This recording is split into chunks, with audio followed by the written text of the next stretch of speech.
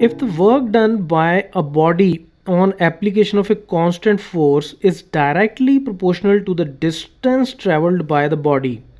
देखो, इस तरह का वैसे हम एक सिमिलर क्वेश्चन ऑलरेडी कर चुके हैं, उसका लिंक मैं टॉप राइट कॉर्नर में दे रहा हूँ। अगर आपको वो क्वेश्चन ऑलरेडी समझ में आ चुका था तो ये बिल्कुल वैसा ही क्वेश्चन है।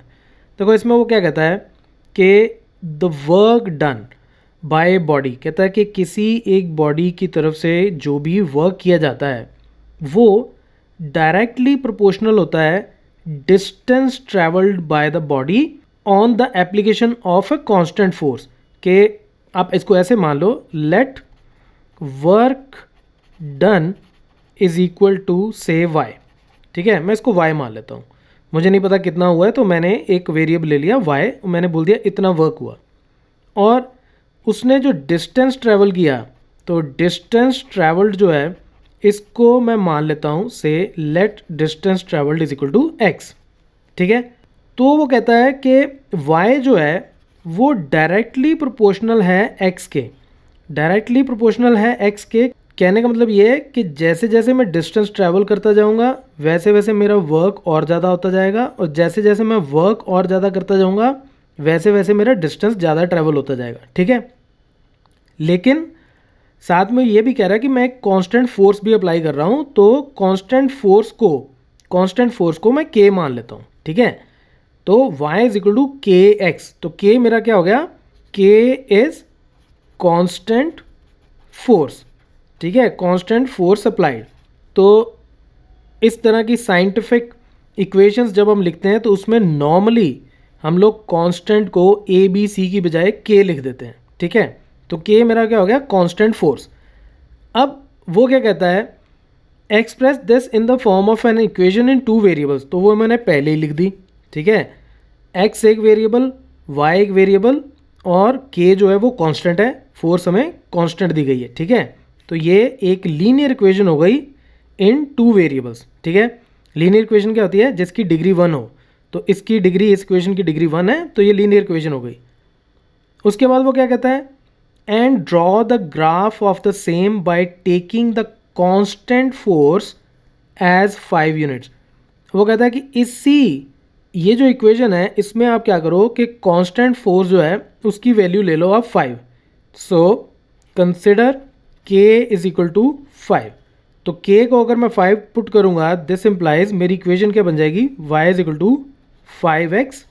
तो y is equal to 5x को लेके अब मुझे ग्राफ बनाना है। तो ग्राफ बनाने का मैंने आपको तरीका बताया था कि लीनियर इक्वेशन में ग्राफ बनाने का सबसे आसान तरीका ये होता है कि आप यहाँ तो y की टर्म को लेफ्ट में रख लो, बाकी सब राइट साइड में ले जाओ, या x की टर्म को लेफ्ट साइड में रख के बाकी सबको राइट में ले जाओ। तो यहाँ y पहले से ही लेफ्ट में है तो इसको यहीं रख लो।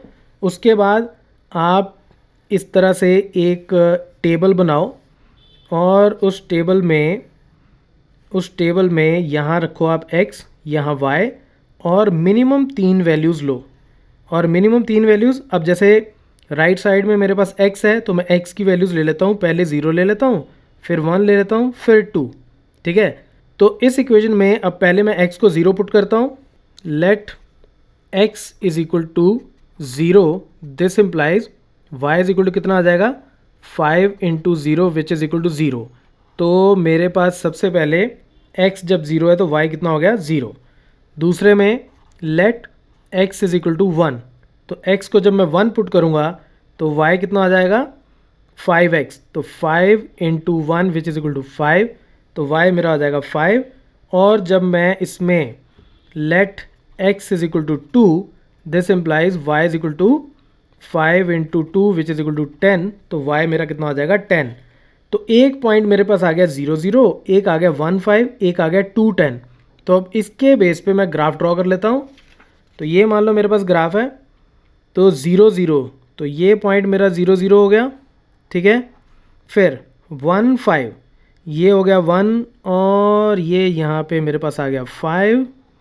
उसके बाद 2 10, x2, इधर मैंने x लिया हुआ है, और y 10 यानी कि ये।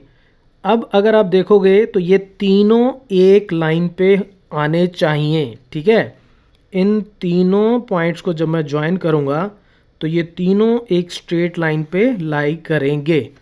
देखो, एक बात बड़ी ज़रूरी है, मैं बार बार बताता हूँ आपको कि कभी भी सिर्फ 2 पॉइंट्स लेके ग्राफ ड्रॉ मत करना।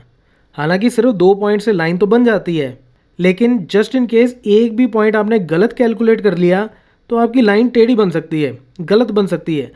3 पॉइंट्स में आपको गारंटी मिलती है, अगर तीनों एक लाइन के ऊपर लाई कर रहे हैं तो इसका मतलब आपने लाइन सही ड्रॉ की है। अब इस क्वेश्चन के सेकंड पार्ट में हमें ये पूछा गया है, also read from the graph. Graph में से ही रीड करके बताओ the work done when the distance travelled by the body is 2 units and 0 units. वो कहता है कि आप अब ग्राफ को ही देख के बताओ कि कितना वर्क किया है बॉडी ने जब डिस्टेंस, देखो डिस्टेंस हमने इधर लिया था एक्स एक्सिस पे, ठीक है, और वर्क डन हमने यहाँ लिया था वाई पे। अगर आपको याद हो, वर्क डन वाई है और डिस्टेंस है एक्स। अब डिस्टेंस ट्रेवल्ड अगर 2 यूनिट्स है, यानी कि x की वैल्यू 2 है, तो उस वक्त अगर मैं इसको देखूं यहाँ पे ग्राफ पे, तो ये मुझे कितनी वैल्यू देता है, 10, ठीक है। y की वैल्यू मुझे 10 मिलती है, तो यानी कि इसको मैं ऐसे लिख सकता हूँ। ग्राफ को देख के भी मैं बता सकता हूँ अब कि डिस्टेंस ट्रेवल अगर 2 यूनिट्स हो तो वर्क डन कितना है मेरा, 10 यूनिट्स, ठीक है। और अगर मेरा डिस्टेंस ट्रेवल 0 यूनिट्स हो तो मेरा वर्क कितना है, वो यहीं पे ही वाई एक्सिस को इंटरसेक्ट करता है, तो उस केस में मेरा वर्क डन कितना है, 0 यूनिट्स। सीधी सी बात है, इस लाइन के ऊपर जहाँ 2 था उस जगह पे आप देखो कि 2 पे ये जो लाइन है इस पे y कोऑर्डिनेट की वैल्यू कितनी है, वो 10 थी, और जब x कोऑर्डिनेट की वैल्यू इस लाइन के ऊपर 0 है तो वहाँ पे y कोऑर्डिनेट की वैल्यू भी कितनी है, 0।